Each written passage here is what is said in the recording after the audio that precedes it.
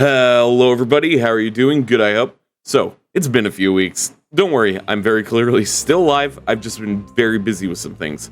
But now, I'm back. And honestly, I feel rejuvenated and ready to go hard on some videos again. So, why not do something new? That's right, baby, I'm gonna throw my hat into the FNAF theorizing ring. With an idea so absurd, I actually think it stands a chance. So, let me drop some context real quick. So, a few weeks ago, I streamed the entirety of Secret of the Mimic on my channel.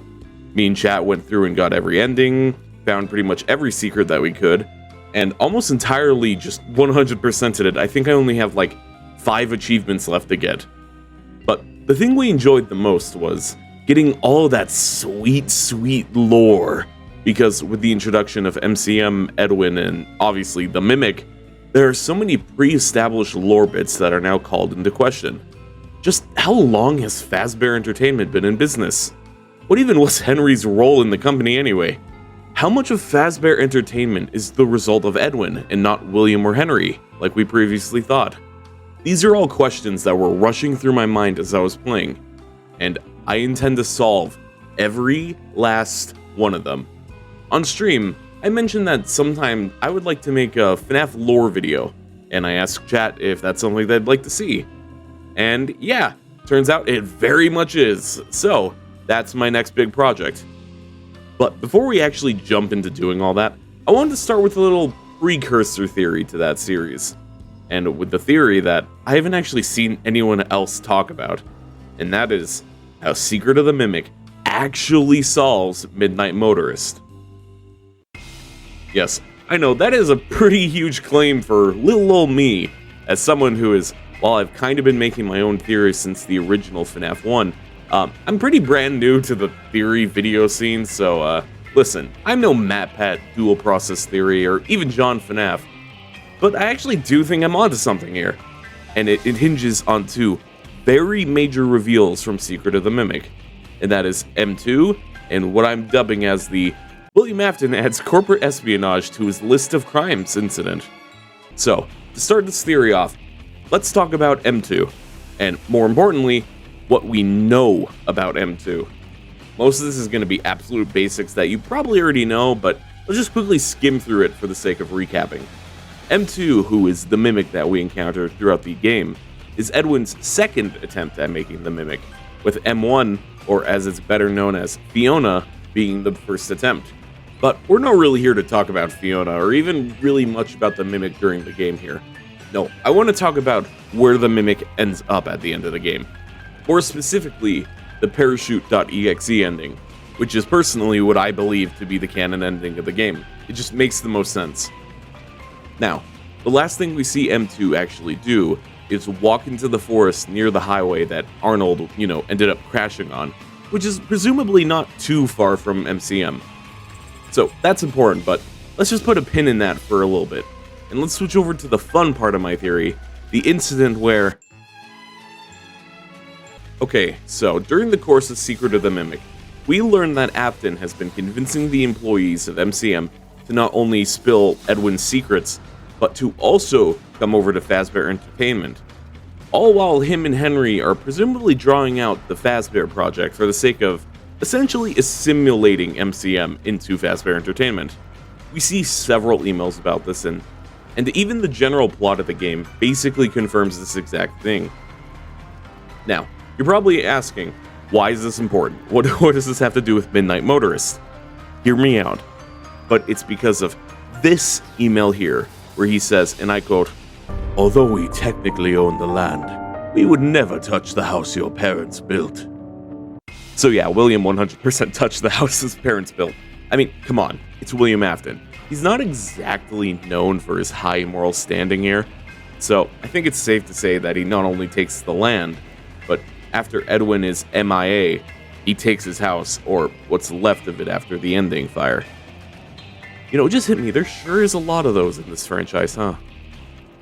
My point is, though, I 100% believe that the Edwin Manor becomes the Afton house from FNAF 4. While the layout is different, and like I said, the manor did burn down, the imagery of David's room here resembling the FNAF 4 room along with the FNAF 4 toys also being in the same room. And the fact the Manor silhouette is very reminiscent of the FNAF 4 title screen. All these things, on their own, they could just be seen as references, but with all of them combined, plus the email about Afton wanting that, or let me re-say that, the email that Afton doesn't want to touch the house, but he absolutely will, it feels like they're pointing us in the direction of this being the case, where he's not only stealing the employees and, Edwin's intellectual property, but even the dude's house, man. That's cool.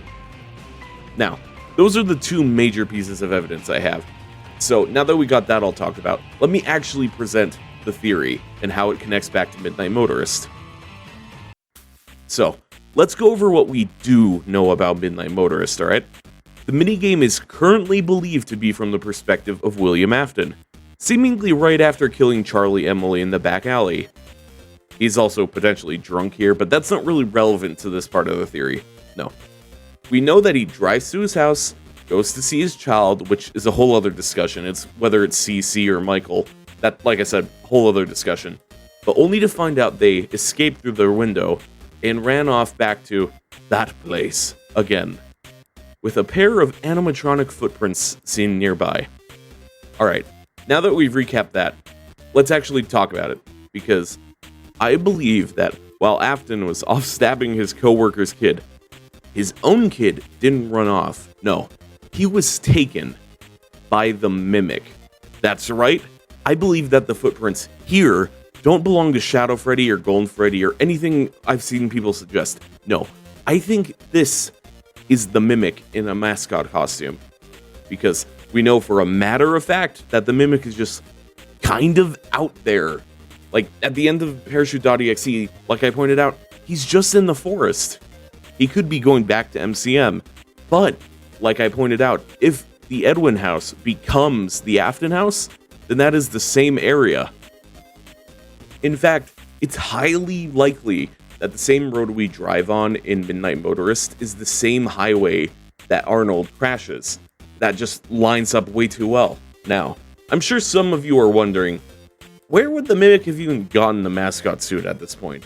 Because, well, MCM burned down, and presumably most of the mascot suits in there as well, right?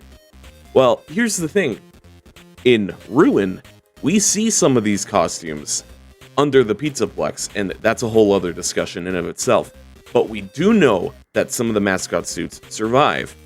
And in fact, the footprints match up pretty well with the lion one, which is kind of the Mimic's main imagery from Ruin as well. So it could be straight up just be the lion mascot suit, right? However, I also have another idea, because there is another mascot suit that is suspiciously missing from Secret of the Mimic that has the exact same footprint kind of pattern. And that is the Spring Bonnie mascot suit that we know as Glitch Trap. You see, this isn't actually relevant to the theory. I just really like this idea. I just think it's kind of fun from a storytelling perspective that the Mimic lured one of Afton's kids away using the same character that Afton either has or will go on to lure kids himself. I don't know, I just storytelling, it rhymes, all that. Anyway, now, there is a few issues with the theory, and that's why would M2 lure the kid away, and where did he lure him off to? And this is where I fully admit, I'm kind of struggling at this part. I can't really think of a direct motive. The only thing I can really think about is maybe the Mimic is trying to do another David. And as for where, I do have an idea about that as well. Maybe he lured him down to the remnants of the factory after it burned down. After all, in Midnight Motorist, William does say that he ran off to that place again. He'll be sorry when he gets back.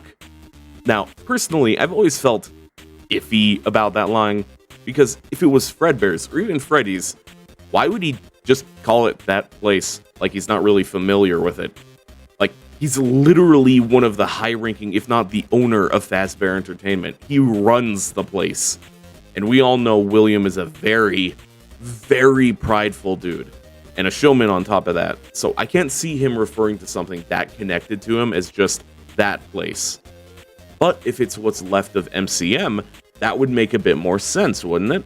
And another idea, but this part is admittedly pretty fanfiction-y, but if the kid that the Mimic lured was the crying child, and the place that M2 takes him to is the remnants of MCM, maybe this event traumatizes CC, and that's the reason he's so scared of Fredbear's. Like, maybe he sees a destroyed mascot suit, and, I don't know, was like, oh, that's horrifying, I hate this now. Like, something like that, you know? Like I said, it's borderline fanfiction. But, yeah. Now I know that despite the title here, it was a little bit clickbait, because there's still quite a lot we don't know about Midnight Motorist. Stuff like the dirt mound, the timeline placement, is the TV person Michael or Afton's wife, and I plan on tackling those eventually once I get started on the timeline series that I'm wanting to do. But for now, up until there's a big piece of evidence against my theory, I honestly do believe that the footprint side of thing is Mimic adjacent. But I don't also want to just go, oh, look at this, I'm right, because that's not how I want to do it. No. In fact, I want your help, because I genuinely want to try my best to construct a cohesive and direct timeline of events post-Secret of the Mimic. And while I adore the lore, I am also admit I am just one person, and I am just starting out on the whole timeline theorizing thing. So maybe I'm overlooking something, maybe I'm forgetting something, stuff like that. And that, my friends, is where you come in. That's right, you! Because if you have any ideas, and I mean any counter evidence, something like that, please let me know and tell me your thoughts. I really want to work together to solve this, and like I said, I'm just one person, so getting your ideas would be a huge help. Maybe you're seeing something I missed, and, you know, that, and your comments give me engagement, so I'd really appreciate your critique and comments if you catch my drift. Anyway, as always, if you're looking to support the channel, you can become a true supporter through the membership. Members get exclusive content such as loyalty badges, super cool emotes, early access to new videos, along with a shoutout at the end of every video, and other various perks. And if you play Fortnite and would like to support me through that, make sure to use creator code Yerocmai in the Fortnite item shop. I'd greatly appreciate it.